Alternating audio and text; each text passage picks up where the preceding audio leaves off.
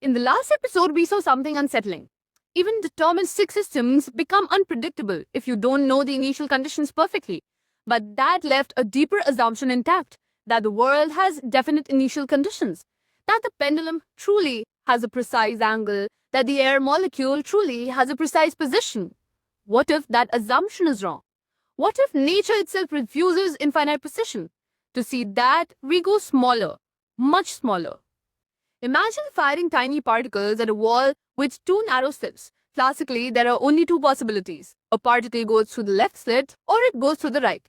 Now place a screen behind the slits. Over time, you expect two clusters, two bands, left and right. This is exactly what happens if you fire tiny metal balls.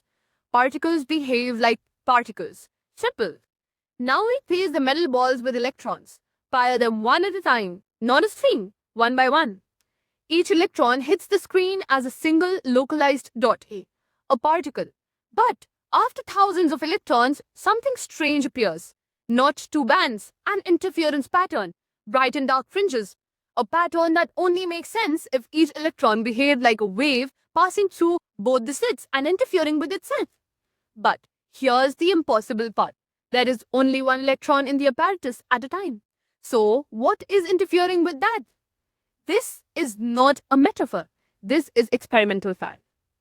To understand this, we introduce the wave function, not a physical water wave, a mathematical object.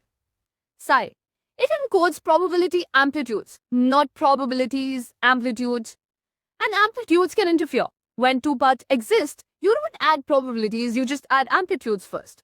Then square the result. This is what we get. That extra cross term creates interference. Bright fringes where the amplitude reinforces and dark fringes where they cancel. So, before measurement, the electron is described as a superposition, left plus right, not either or. Both possibilities exist in the mathematical description. But what does that mean physically? Is the electron literally in two places? Or is this just ignorance? That question fractured physics for centuries. Now we place a detector at one slit, not a human observer, a physical measuring device. The moment we determine which slit the electron went through, the interference pattern disappears. We return to two simple bands, as if the electron chose a path. What changed? The key is entanglement. When the electron interacts with the detector, their state becomes correlated.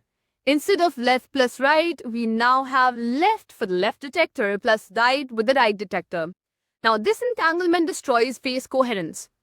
The cross terms vanish. No interference. Observation is not consciousness. It is interaction. And interaction changes the system's state.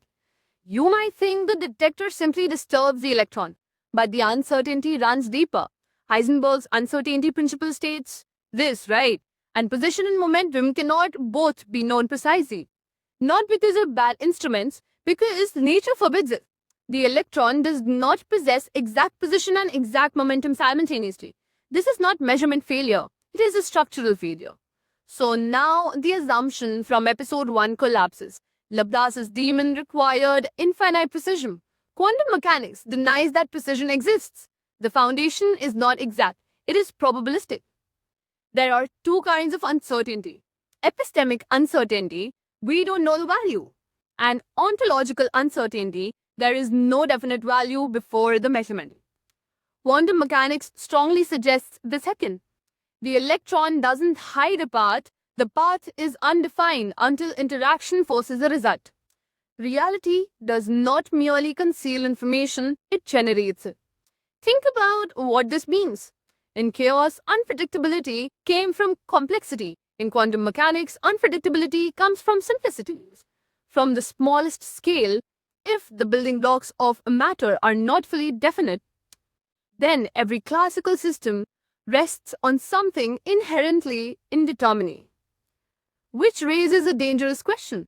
If microscopic properties are undefined until measured, what about the larger systems?